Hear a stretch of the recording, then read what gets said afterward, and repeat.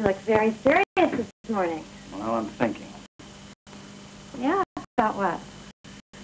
Your shower. You know, I could fit my entire apartment, including my kitchen, into it. Ooh, that's not what you were thinking. But hold that thought, okay? I gotta go. I'm running late.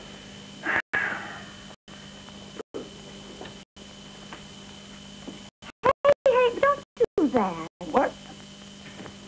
You know, Margaret, running late is a metaphor. What for? For most of us. See, we use it when we mean we're actually going to be late. For you, it means you're going to get to your office 1 hour earlier than you have to instead of 2 hours earlier. Those 2 hours are very important to me. When I get caught up, no phones, no distractions. And today, I am really going to need it because it's going to be a rough one. Was that Fashida? Yeah, he went over my head again, way over. I'm afraid I may have to move Camilla Robbins back to the ward. Yeah, what is eating him, anyway? Well, you know, I'm not sure about all the pieces yet, but I think when you finally put the puzzle together, it'll come out reading Kenji Fushida, M.D., Chief of Staff. He wants it so much he can taste it. Why now?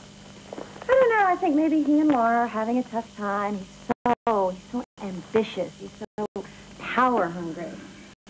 Ooh.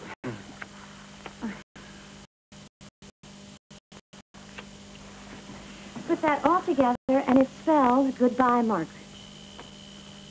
You know, you can't let Camilla Robbins in this damn room thing do you in. Oh, not to worry. He may have won that battle, but the war's not over yet. Not by a long shot. Miss me.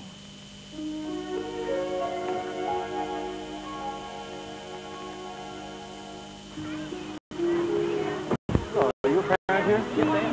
You might find this interesting. Thank you.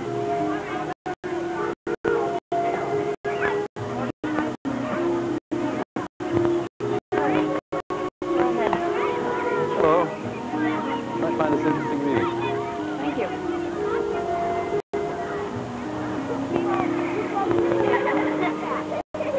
Yes. What are you doing here? Well, I came to bring some papers to Mr. Ford for the meeting tonight. Are you eating alone? Because Haley's not here. You want some company? I guess.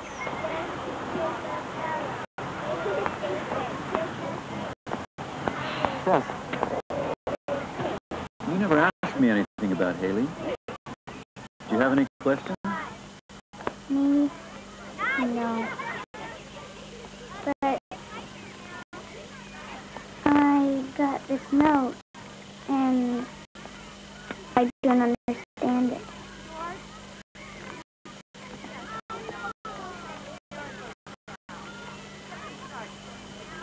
Where did you find this?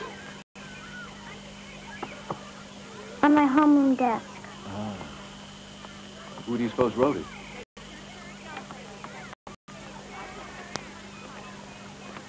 Well, what do you think it means? Okay, I'll tell you what I think it means. I think it means somebody's very scared. And they don't know who to ask about what's worrying them. Tess, do you think you can die because you're Haley's friend? Do you? No, I don't. Boy. That's a relief. Tess, did you write this note? Hmm? Did you?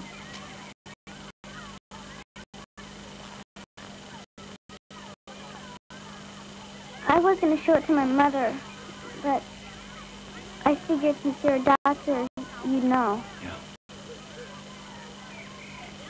What made you so scared? All the kids think that's what'll happen if Haley comes to school again. Where did they get an idea like that? Their parents say so.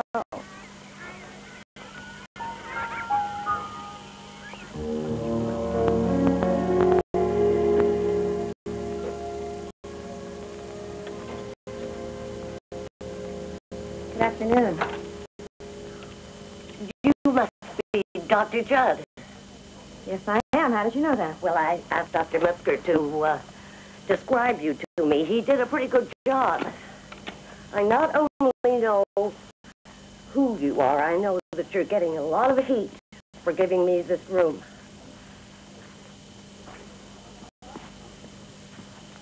Well, now, Dr. Metzger didn't tell you that. No, he didn't have to. I know how gossip flies around this place.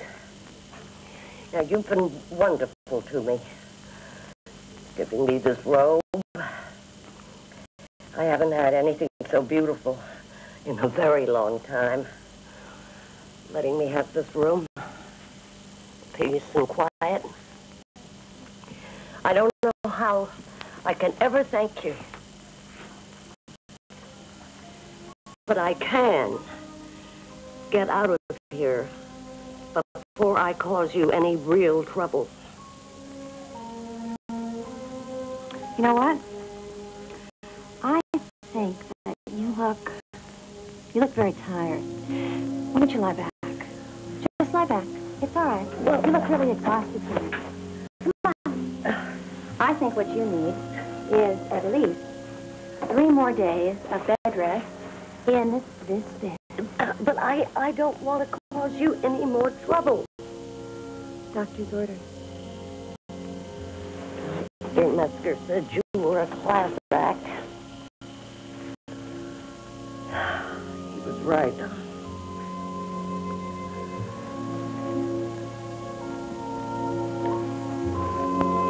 So, by the way, is he? Yeah, I know that.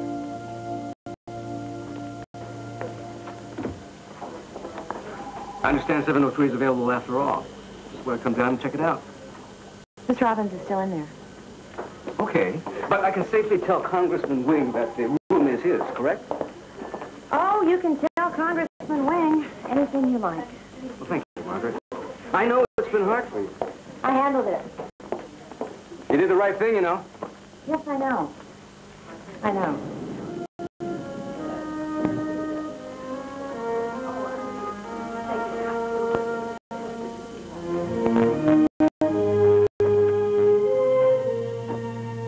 You're all talking about a disease, the origins of which are barely understood, and for which there's no cure at this time. No. AIDS. And a kid in this school has it. That's why we're here. So why not just... Wait a minute. Is that what you all believe?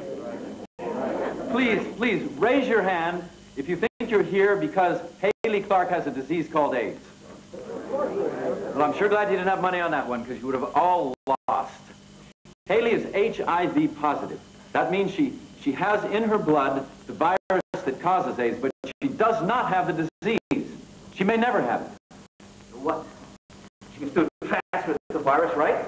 Well, according to what we know, that can only happen through the exchange of certain body fluids. Kids exchange fluids all the time. They drink from each other's glass. They eat all the same plate. No. I'm talking about blood and semen. Are any of your children sexually active? Oh, I didn't think so. Are any of them IV drug users? No again. But they sneeze and cough on each other, and they use each other's toothbrushes. Yeah. If there's any evidence that anybody is HIV positive or has developed AIDS from using somebody else's toothbrush, I sure don't know about it. You know what I think? I think the person most at risk here is Haley Clark herself. She's the one whose immune system may be impaired. Now, she may not be able to handle the chicken pox or measles that your kids expose her to. So one of the things you're going to have to do is teach your children not to endanger her health, as she will learn not to endanger your children. Sir. My name is Dr. John Messel, and I'm tired of hearing about what we now know. Because the truth is, we don't know very much. Maybe you can catch the virus from a sneeze or a cough, and maybe you can't. But I'll tell you something. My kid is in this school, and I won't be putting him at risk to find out. I'm with Dr. Messel. I'm sorry about Haley Clark, But my son's life is more important to me. I understand. I really do. And Dr. Messel is right. There are risks. But they're minimal, and they can be dealt with responsibly. Stop dancing around, Doctor. Give us some guarantees. Guarantees? Guarantees? Who can guarantee that you won't crash your car? Or that you won't get mugged? Or the disease won't strike? Nobody can. But I'll guarantee you this. There's only one place your children are going to learn how to be compassionate human beings, and that's from you. Right now, they're infected by your fear and your ignorance about this, and they're just as willing as you are to throw Haley Clark out, to just throw her out, to crush the spirit of a fun-loving, healthy, completely innocent little girl. This disease makes her dangerous. Life is dangerous. That's a given. Knowing that, are you going to teach your children to live in fear? Or are you going to teach them compassion and courage? It's your choice. Put aside your fears. Learn the facts. Face the risks. Let Haley stay in this school with her friends. It won't be difficult. There are a few simple guidelines. And think what you'll be giving your children. The gift of courage, of love, of humanity.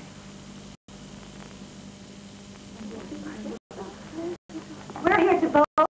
Let's do it. Yeah, I'm ready. Excuse me. I have something to say, please.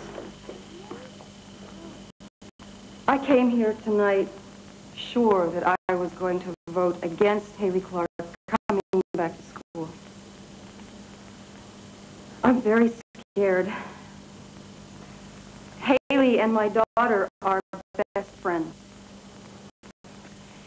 Yesterday, Haley cut herself, and I walked in as my daughter was trying to help her stop the bleeding. Well, I freaked and I pulled them apart. And the look of confusion and fear on those kids' faces, I don't ever want to see again. We're intelligent adults. We can deal with this. And we can do it without sentencing a child's spirit to death.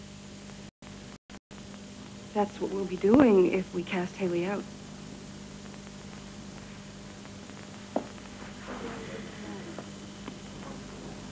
Thank you. All right, we'll all vote now by a show of hands. Okay. All those in favor of allowing Haley Clark to remain in school, please raise your hand.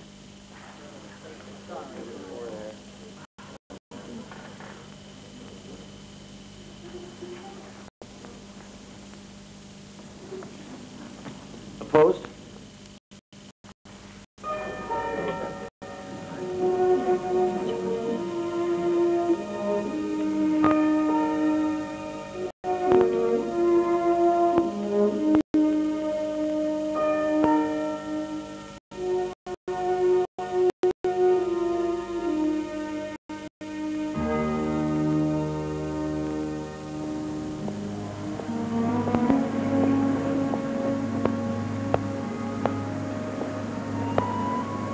What is wrong with these people?